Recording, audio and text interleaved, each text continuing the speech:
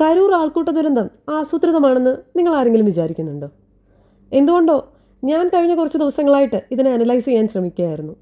കുറേ അധികം തെളിവുകൾ മീഡിയാസ് കൊണ്ടുവരുന്നുണ്ടെങ്കിൽ പോലും ഇതിൻ്റെ സത്യാവസ്ഥ എന്തായിരിക്കും എന്നാണ് ഞാൻ ആലോചിച്ചത്. 2024 ഓഗസ്റ്റിലാണ് ആക്ടർ വിജയ് തമിഴക വെട്രിക്കഴകം എന്ന പാർട്ടി സ്ഥാപിക്കുന്നത്. ഒരു വർഷത്തിനുള്ളിൽ ഒരു പാർട്ടിക്ക് ജനങ്ങളുടെ ഇടയിൽ ഇത്രയധികം ഇമ്പാക്റ്റ് ഉണ്ടാക്കാൻ സാധിക്കുന്നുണ്ടെങ്കിൽ ആ പാർട്ടിയുടെ റേഞ്ച് എന്തായിരിക്കും, അത് ഉണ്ടാക്കിയ ആളിൻ്റെ റേഞ്ച് എന്തായിരിക്കും എന്ന് നമുക്ക് ഊഹിക്കാം. ഒരു പക്ഷേ ഇത് ആസൂത്രിതം തന്നെ ആയിരിക്കാം. കാരണം പെട്ടെന്ന് ഒരു രാഷ്ട്രീയ പാർട്ടിയുടെ വളർച്ച നിലവിലുള്ള മറ്റു രാഷ്ട്രീയ പാർട്ടികളെ ഭയപ്പെടുത്തുന്നുണ്ടാകാം. തൻ്റെ ഇത്രയും വർഷത്തെ സിനിമാ ജീവിതത്തിൽ നിന്ന് ഒരുപാട് ആരാധകരെ ഉണ്ടാക്കാനുള്ള തൻ്റെ കഴിവ് തന്നെയാണ് ഒരു പാർട്ടി ഉണ്ടാക്കാനും വിജയെ പ്രേരിപ്പിച്ചത്. അങ്ങനെയാണ് തമിഴക വെട്രിക്കഴകം എന്ന പാർട്ടി ഉണ്ടാകുന്നത്. തൻ്റെ സിനിമകളിൽ യൂസ് ചെയ്തിരുന്ന അതേ ഹീറോയിസവും തൻ്റെ ഫാൻസിൻ്റെ സപ്പോർട്ടും കൊണ്ട് പാർട്ടി വളരെ വേഗത്തിൽ വളരുകയും ജനശ്രദ്ധ നേടുകയും ചെയ്തു. പക്ഷേ കഥ മാറുന്നത് 2025 സെപ്റ്റംബർ 27 കരൂർ എന്ന സ്ഥലത്ത് വെച്ച് നടന്ന ഒരു പാർട്ടി സമ്മേളനം. 41 പേരുടെ മരണവും 100-ലധികം ആളുകൾ ഇഞ്ചേർഡുമായ ഒരു വലിയ ആൾക്കൂട്ട ദുരന്തം. സംഭവത്തെക്കുറിച്ച് ഇതുവരെ കിട്ടിയ റിപ്പോർട്ട് ഇങ്ങനെയാണ്. ഉച്ചയ്ക്ക് 1 മണിക്ക് സ്റ്റാർട്ട് ചെയ്യേണ്ടിയിരുന്ന പ്രോഗ്രാം വിജയ് എത്താൻ വൈകിയതിനെ തുടർന്ന് 7 മണിക്ക് സ്റ്റാർട്ട് ചെയ്യുകയും വളരെ സ്മൂത്തായിട്ട് പോയിക്കൊണ്ടിരുന്ന ഒരു പ്രോഗ്രാം സഡനായിട്ട് ആൾക്കൂട്ടത്തിൽ തിക്കും തിരക്കും ഉണ്ടാവുകയും അങ്ങനെ ഒരുപാട് ആളുകൾ ശ്വാസം മുട്ടി മരിക്കുകയും ചെയ്യുന്നു. പോസ്റ്റ്മോർട്ടം റിപ്പോർട്ടാണ് ഇതിലും വിയേർഡായിട്ടുള്ളത്.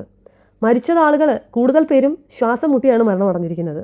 കുറച്ച് കുട്ടികളുണ്ടായിരുന്നു, 9 കുട്ടികളോളം ഉണ്ടായിരുന്നു. അവരൊക്കെ ഇൻറ്റേർണൽ ഓർഗൻസ് ഡാമേജായും വാരിയൽ തകർന്നുമാണ് മരിച്ചിരിക്കുന്നത്.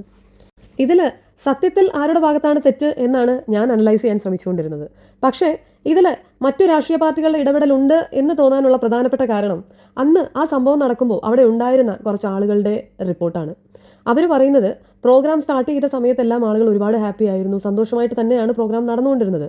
പക്ഷേ പെട്ടെന്ന് തന്നെ കുറച്ചധികം ആളുകളുടെ ഇടപെടൽ ഉണ്ടാകുകയും തിക്കും തിരക്കും കൂടുകയും ആളുകളെ പിന്നിൽ നിന്ന് തള്ളാൻ ശ്രമിക്കുകയും ചെയ്തു എന്നാണ് പറയുന്നത്.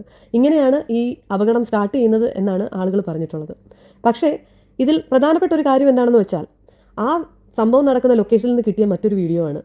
വിജയ് സംസാരിച്ചുകൊണ്ടിരിക്കുന്ന വിജയുടെ നേരെ ചെരുപ്പെറിയുന്ന ഒരു പ്രവർത്തകനെ കാണിക്കുന്നുണ്ട്. ഇത് മറ്റേതെങ്കിലും പാർട്ടിക്കാരുടെ ആൾ തന്നെ ആയിരിക്കാം, അല്ലെങ്കിൽ ഒരു സെൻറ്റിമെൻറ്റ്സ് ക്രിയേറ്റ് ചെയ്യാൻ വേണ്ടി തന്നെ ഇതേ പാർട്ടി തന്നെ ചെയ്യുന്നതുമായിരിക്കാം. അത് സംഭവം നടന്ന സ്ഥലത്ത് യാതൊരു സുരക്ഷാ സംവിധാനങ്ങളും ഉണ്ടായിരുന്നില്ല എന്നാണ് മീഡിയാസ് റിപ്പോർട്ട് ചെയ്യുന്നത്. ആംബുലൻസിൻ്റെ സർവീസോ പോലീസിൻ്റെ പ്രൊട്ടക്ഷനോ ഒന്നും അവിടെ അവൈലബിൾ അല്ലായിരുന്നു എന്നാണ് അറിയാൻ സാധിച്ചത്.